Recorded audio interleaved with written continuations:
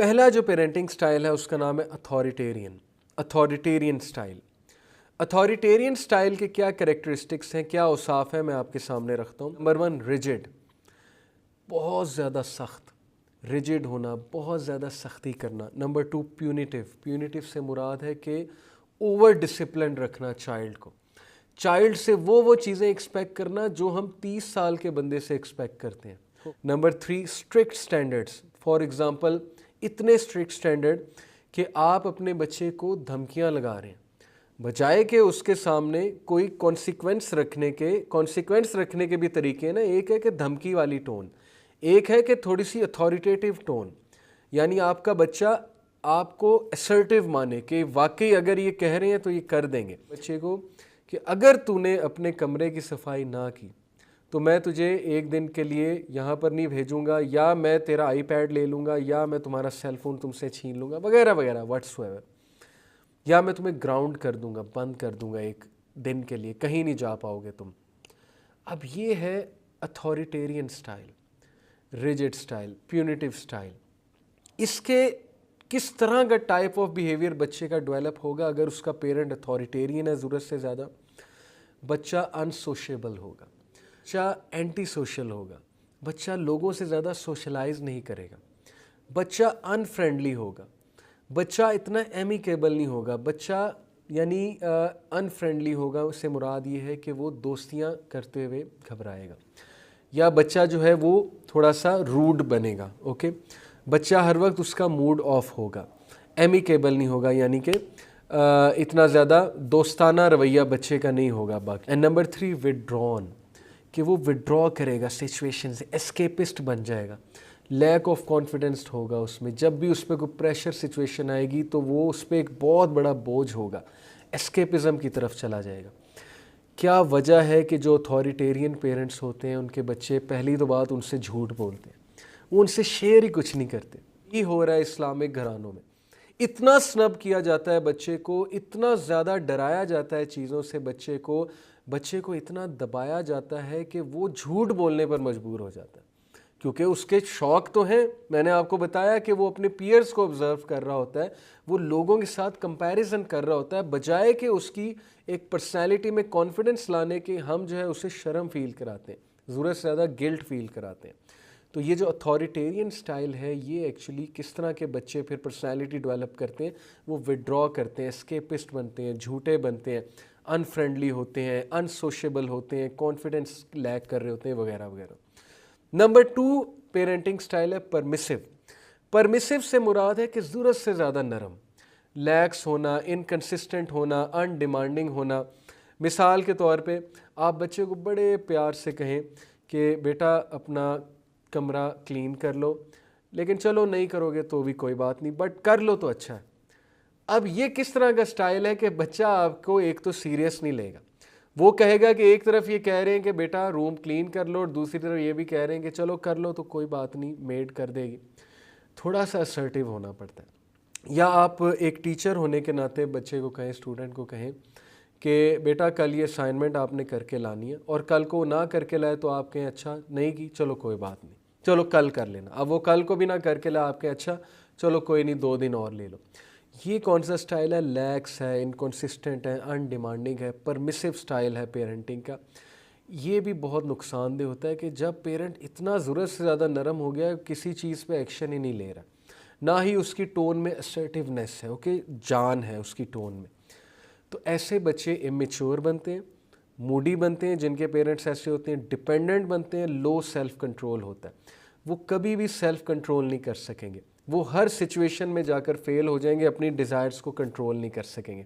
Number 2 وہ آپ پہ اوور ڈیپینڈنٹ ہو جائیں گے، وہ ہر چیز سے کرنے سے پہلے آپ کی طرف دیکھ رہے ہوں گے، آپ پہ ڈیپینڈنٹ ہو جائیں گے کہ امی مجھے یہ لا کر دیں، ابو مجھے یہ لا کر دیں۔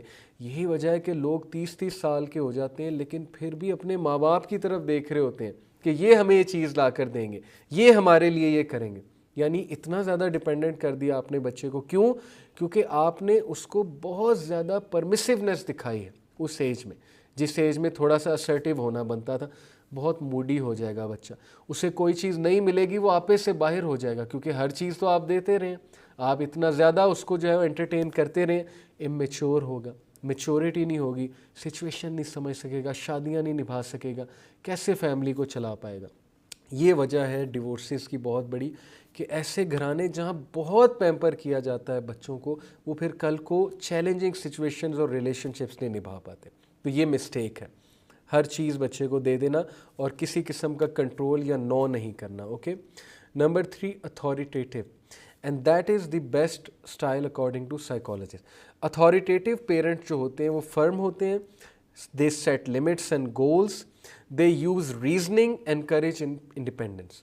وہ ریزن کرتے ہیں بچوں کے ساتھ, وہ اپنے ٹین ایجرز کو سنب نہیں کرتے, ریزن کرتے ہیں, ان کی بات سنتے ہیں, ان کا پرسپیکٹیو بلڈ کرتے ہیں, ان کے ساتھ ریزننگ کرتے ہیں, بحث کرتے ہیں. جب وہ غصے ہوں تب چپ کر جاتے ہیں, جب وہ نارمل ہو پھر ریزننگ کرتے ہیں, ریزننگ کر کے ان میں سینس ڈالتے ہیں. اوکے. یہ بیسٹ پیرنٹنگ سٹائل ہے. ہم لوگ ریزننگ پسند نہیں کرتے, ہم بچوں کو کہتے ہیں چلو اپنے کمرے میں جاؤ, جا کر بیٹھو, تمہاری عمر ہی کیا ہے. جب ہم نے یہ کہہ دیا بچے کو تمہاری عمر ہی کیا ہے اور ابھی تم بچے ہو, تو پھر وہ بڑا ہو کر دکھائے گا, پھر وہ سگریٹ بھی پی کر دکھائے گا, پھر وہ ڈرگز بھی کر کے دکھائے گا, پھر وہ آپ کو ہر غلط حرکت کر کے دکھائے گا, جسٹ ٹو شو یو کہ تم مجھے بچہ کہتے تھے اور دیکھو میں بڑا ہو گیا. تو یہ مت کہیں بچے کو کہ تمہاری عمر ہی کیا ہے, جاؤ وہاں جا کر بیٹھو, تم ابھی بچے ہو. اس کے ساتھ ریزننگ کریں, اس کو انٹرٹین کریں, put some sense into your child. Okay.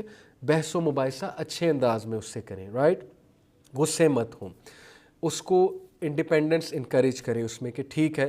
مثال کے طور پہ آپ کا بچہ کہتا ہے کہ ابو میں نے دوست کے گھر جانا ہے, اب دوست کا گھر 4-5 گھر چھوڑ کے ہے یا دوسری گلی میں ہے, آپ یہاں پر بھی اسے گاڑی میں چھوڑ کے آتے ہیں, موٹر سائیکل پہ چھوڑ کے آتے ہیں کہ نہیں میں ہی چھوڑ کے آؤں گا. تو یہ بچے میں کیا فیلنگ پیدا کرے کہ مجھ پہ ٹرسٹ ہی نہیں کرتے. بھائی اتنا ٹرسٹ تو کر لیں گے, وہ 3-4 گھر چھوڑ کے جو گھر ہے وہاں پیدل جا سکتا ہے, سائیکل چلا کے جا سکتا ہے.